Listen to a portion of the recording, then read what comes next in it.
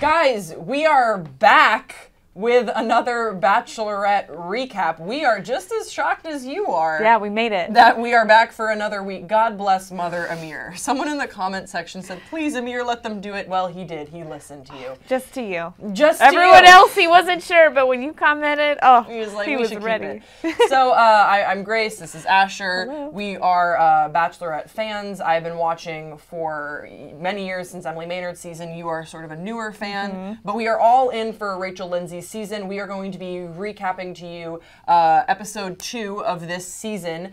And I guess the overarching theme walking away from this is that Rachel is really looking for some sparks to start flying with these suitors now that we've narrowed them down to, I think it's about 25-ish, something. Yeah. And I'm getting better with their names now. You'll notice we don't have sheets to remember their names. Right. Some of them I will absolutely forget. There were still some guys where I was like, who are you? We'll never know. We will never know. Some of the guys, I just thought it was their first time. Like, they just snuck them in just to see. But the front runners are already taking shape. This episode started off with the first group date, and this is the bigger group dates is always sort of harder to establish a connection, but what you do establish is the rivalry between the gentlemen, and that was this was a great group date for that because it was a competition where they were basically showing whether or not they were husband material. Yeah, it was the husband challenge with a very special cameo. I was very surprised. Right? Yeah, that '70s show / relationship reunion of Ashton Kutcher and Mila Kunis, who are apparently super fans, and I like to think that they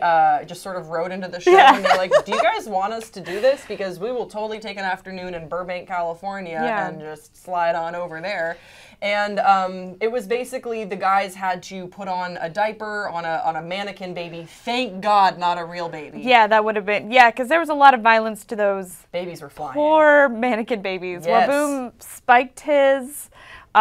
Pretty rough stuff. Yeah, and then they also had to vacuum a little bit. Yeah, and then vacuum in a straight line, set a table exactly right.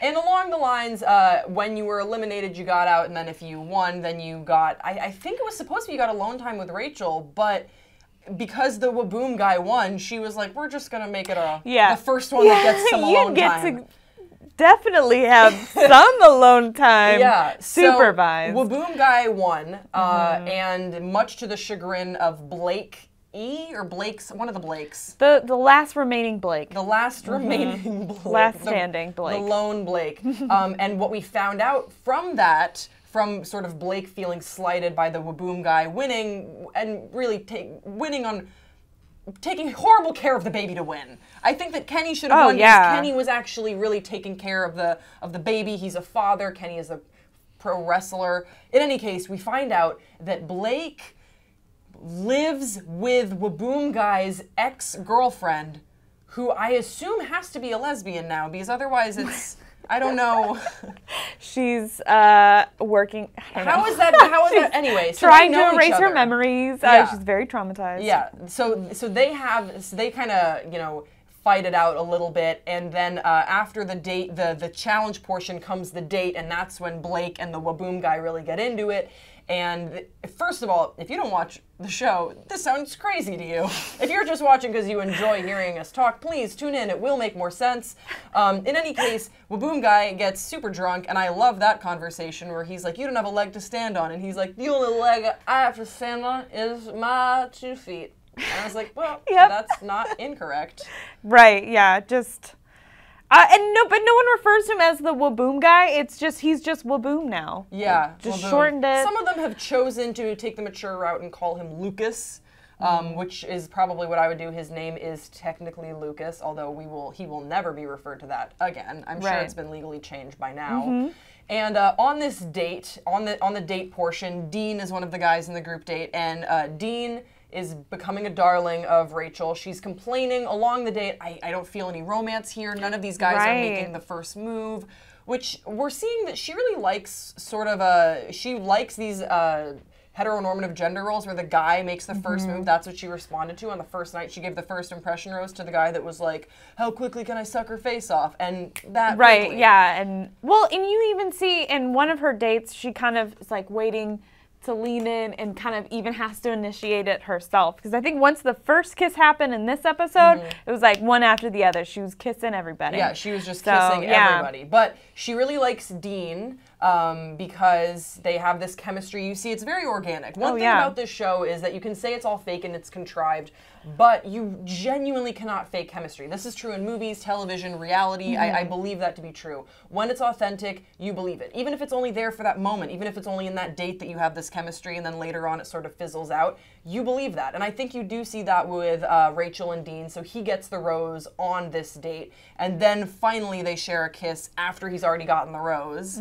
And then she has her one-on-one with Peter. His name is Peter Krause, if you're looking him up on Instagram, like I do to all of them as I watch. I'm like, what are you like in real life?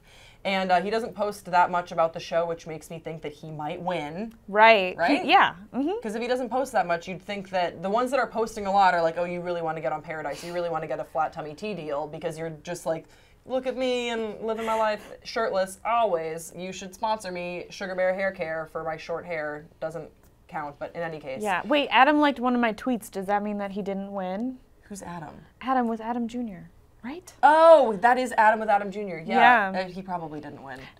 Yeah, he probably Sorry, didn't win. Adam. He seems nice. Too bad for Adam. So what were your impressions on her one-on-one date with Peter that she told the camera and producers and the audience at large that she wanted the one-on-one date to be with Peter? That's interesting. Do you think that they have what it takes? Do you think they have some chemistry? I kept, when I was taking notes in the episode, I kept just saying like, Peter's so cute. This is so cute. I like Peter. And that is also the cutest date you could ever have, which is just big old dog party. Yeah. First, you get to hang out with a cute dog that has a broken leg.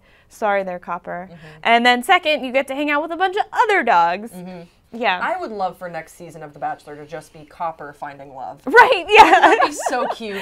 Copper gets my rose. Yeah. And Copper's be like, you'll get my bone. You know, like this is, hello, I'm Copper. I like long walks on the beach, sometimes short walks, depending on my mood. That's how I think all dogs talk. In any case, she goes on the date with Peter and with Copper, and it goes really well. They also have chemistry. They joke about their gap teeth, which I think is so cute because that is the sort of humor and self-awareness that sometimes is missing on previous seasons of The Bachelor, The Bachelorette, where you're like, do you guys know kind of, do you laugh with each other? I think that's such an important quality when you're first getting to know someone. If you are attracted to them, a lot of times you have this sort of humor and nervous energy that comes along with that attraction that I think we see. Yeah, we see that a lot, I think. So he gets the rose. I think I can see him going very far. Oh, for sure. And then the next date that she has is a group date, and this is what the Twittersphere is abuzz about. This is a basketball playing date. I don't know. They dug deep on this one. They literally just asked a bunch of guys to play basketball, and then they rolled out Kareem Abdul-Jabbar, who probably wasn't aware that he wasn't speaking to like a Make-A-Wish thing, because like why would he come on The Bachelorette? Whatever. Maybe he also called. He's like, I don't want you to put me on blast, but if you could just slip me into an episode, I'll be there. Don't say that I watch the show, but I'll walk out and talk to them.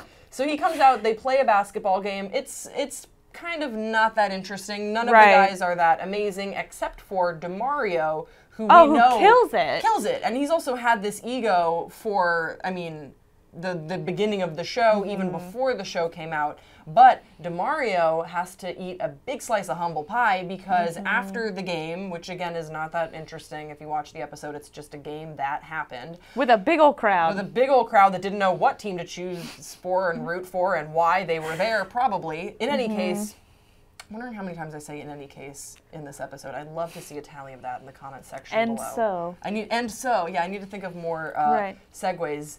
So, after the game, a girl comes up to Rachel. You think she's a fan, like, Rachel, I love you so much, because they have a bunch of fans that are there to see her. And it turns out that it is an ex of DeMario that has the text receipts to prove that they had a relationship. Rachel goes and gets DeMario from the locker room, and he's like, oh, shit, I'm getting a rose. Like, this is great. He thought he was getting alone time. Because, I mean, during the game, he really stepped it up. He was like a star player, and I thought that things were going to go super well for him. I had no idea that he was going to be the guy. A lying salami. Is that an expression? It is Salamis are lying, very snaky salami. You know, just it's like anyway. It's a large meatless liar.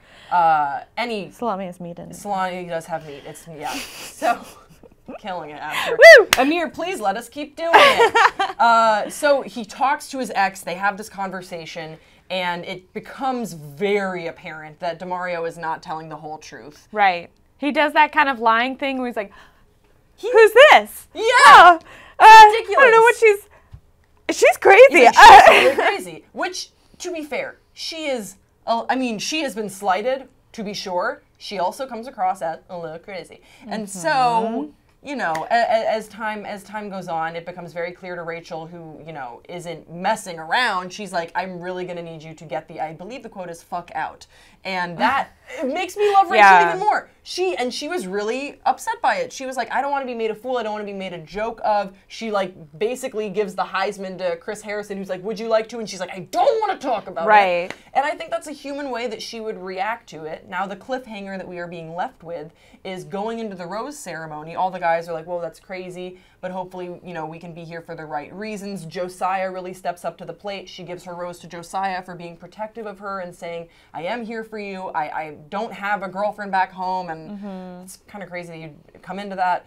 And then the rose ceremony happens. They're all like making sure that everyone's cool. Well, Boom Guy's doing his weird thing. And then DeMario shows up at the rose ceremony, says that he would like to speak with Rachel. And then the guys find out about it. And then, da-da-da. That's the cliffhanger that we're sort of left with. Are they going to kick the shit out of DeMario? Yeah, I was going to say, like, everyone just gets these really angry faces, and it looks like it's going to be a driveway brawl, which is very uncomfortable. I don't know. It's just a weird narrative to go with for the show, I feel like. They're leaving it up in the air. They're like, is the right way to handle this just telling the boys that DeMario is out in the parking lot and seeing what happens, knowing that they're all jacked up on tequila and testosterone? Yeah, and is that really what you want to do? Like, I don't know. Wouldn't you be excited that he messed up? Like, great, more room for me. Yeah. I mean, someone got sent home early. Let's just move on with the show. And I guess we'll have to see next week how they handle it. But we want to hear from you guys in the comments section below. If you are watching this show, I think it's about 7,000 people watched our last video, so we are in very small company, but we love you all. So if you are watching the show, please let us know how you think they're handling this season. What do you think of Copper finding love on future seasons? Who is your front runner right now, and who do you want to see go home? Who are you sick of? Don't forget to subscribe. We'll be back every week. We hope. We'll see you next year for the Bachelorette. Oh, damn it. We'll see you guys next week.